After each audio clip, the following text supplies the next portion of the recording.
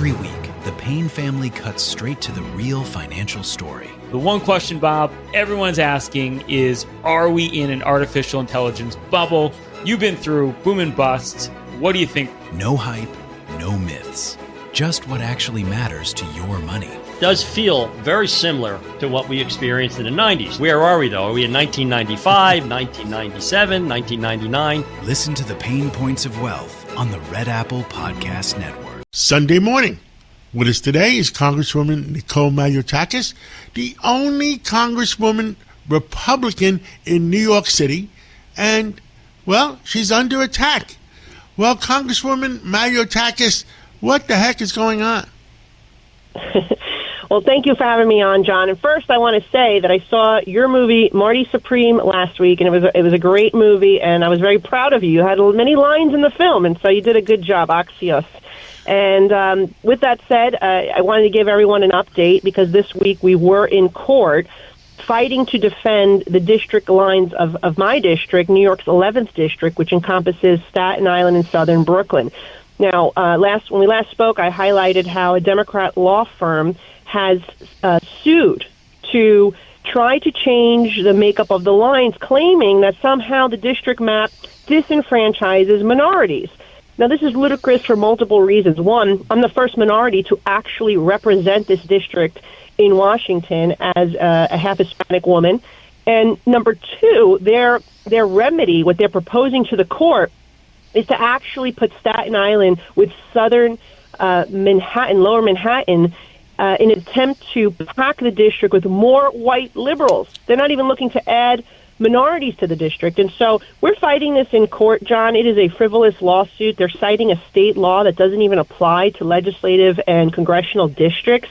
And we had, I thought, very good experts that testified on the behalf of the people of New York's 11th district.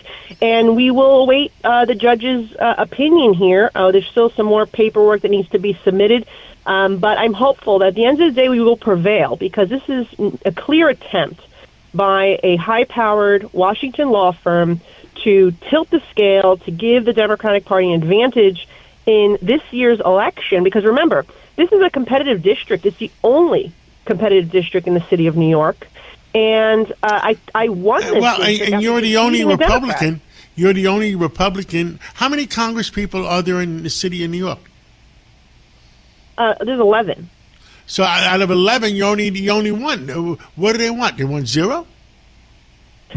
Well, I think they do not want bipartisan representation. I think the reason is because I'm a line of defense here. I have fought back against ludicrous socialist policies. When Jerry Nadler tried to pack the Supreme Court, I was the one who argued against it in this media market. I'm the only one who calls out whether it's Chuck Schumer or AOC or Nadler or Hakeem Jeffries, I'm the only Republican who represents our city in Washington who pushes back.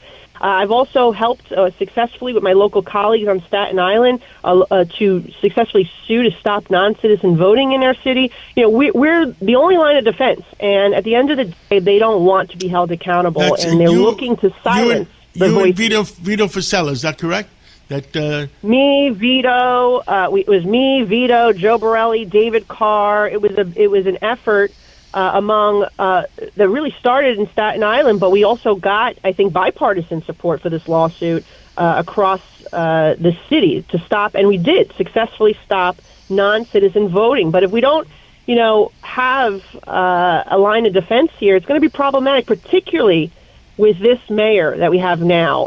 Thankfully, we have President Trump in office who has stopped the crisis at the border. Could you imagine if we still had an open border, what the migrant crisis in New York City would look like with this mayor that we have today? So we need a member of Congress who can work with President Trump to not just protect the city, but to ensure that funding is delivered to our city. And that may mean from time to time me standing up against my own party, as I have done when it came to critical resources for our city, including the NYPD. As you remember, we successfully protected $100 million earmarked for the NYPD and counterterrorism, and that's the important role that we play. But the bottom line here, John, is they're trying to stop and silence the voices and the will of the people of this district who fired a Democrat and hired a Republican, and now they're trying to tilt the scale so they can never elect another Republican in the city of New York again. And that is really, really, it's unnecessary to have those kind of lawsuits. Anything else on your mind today on a Sunday morning? Well, John, I just want to highlight, as we enter a new year, the success that we've had in 2025 under President Trump and Republican leadership. We delivered the largest tax cut in history to working Americans, senior citizens, middle-class families. We increased assault deduction for families who earn less than $500,000. Those who have high property taxes and high local state taxes in our state will benefit from that. Seniors, 88% of them across the country, which equates to about 51 million seniors, will get refunded the taxes they paid on their Social Security when they file in April. We expanded the child tax credit. We did secure the border. We have deported criminals. The migrant shelters here in New York City have mostly closed. And we are seeing the economy grow. The GDP is growing. We had a great jobs report again on Friday where we're seeing unemployment go down. Jobs are being created, private investment. We're seeing trillions of private investment, both foreign and private investment, coming to the United States of America. And the overall inflation has come down, interest rates, mortgage rates, gas prices. So we're getting the country back on track, trying to correct 4 years of disastrous policies under the previous administration. And we've accomplished all that in just 1 year. And so I look forward to working with my colleagues to build on that success and working with President Trump to build on that success. And I'm very proud of what we've done so far, but we're just getting started. Understood. Well, Nicole Malliotakis, thank you so much for coming on this Sunday morning, and thank you for fighting for New York like you always do and fighting for our country. Thank you, John. Appreciate it. Every week, the Payne family cuts straight to the real financial story. The one question, Bob, everyone's asking is, are we in an artificial intelligence bubble? You've been through boom and bust. What do you think? No hype, no myths. Just what actually matters to your money. Does feel very similar to what we experienced in the 90s. Where are we, though? Are we in 1995, 1997, 1999? Listen to the Pain Points of Wealth on the Red Apple Podcast Network.